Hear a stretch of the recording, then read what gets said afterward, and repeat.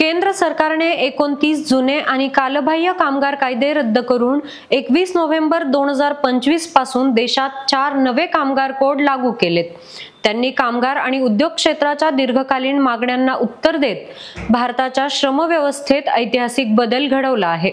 या नव्या सुधारणांमुळे कामगार कल्याणाचा स्तर वाढेल, उद्योगांसाठी नियम सुलभ होतील आणि अनुपालनाची प्रक्रिया पारदर्शक आणि सोपी होणार आहे। किमान वेतन कोडनुसार देशातील सर्व कर्मचारी, विशेषतः असंघटित, गिग वर्कर्स आणि स्थलांतरित मजूर यांना वेतनाची हमी, नियुक्तीचे पत्र आणि वेळेवर पगार मिळणार आहे। कंपन्यांना सर्व कर्मचाऱ्यांचा वेतन द्यावेच लागणार आहे। महिलांना प्रथमच रात्रीच्या शिफ्टमध्ये कामाची संधी देण्यात आली असून त्यांच्या सुरक्षेसाठी वेगळ्या तरतुदी अनिवार्य केल्या आहेत। 40 वर्षांवरील सर्व कामगारांसाठी मोफत वार्षिक आरोग्य तपासणी आणि कार्यस्थळी एकसमान सुरक्षा मानके लागू होतील।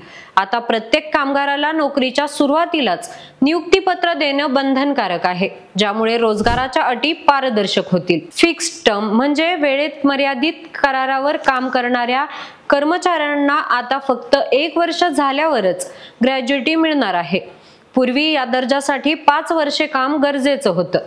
तसेच कंत्राटी कर्मचाऱ्यांना स्थायी कर्मचाऱ्यांप्रमाणे सर्व फायदे मिळणार आहेत, जसे सुट्ट्या, वैद्यकीय सुविधा आणि सामाजिक सुरक्षा।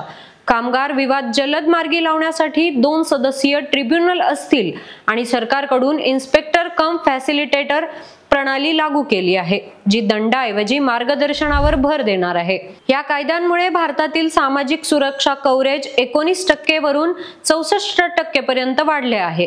बदलांची फलश्रुती म्हणून सर्व श्रमिकांना वेळेवर किमान वेतन, महिलांना समान वेतन, गिग व प्लॅटफॉर्म वर्कर्सना सामाजिक सुरक्षा, उद्योगांना सुलभ प्रक्रिया आणि कमी अनुपालन बोजा मिळणार आहे। हे जागतिक स्तरावर सुसंगत कधी नव्हे त्यापेक्षा अधिक सक्षम, आधुनिक आणि समावेशक श्रम व्यवस्थेकडे भारत पुढे जात आहे। यावर तुमचं मत कमेंट करून नक्की कळवा आणि पाहत रहा न्यूज डॉट्स।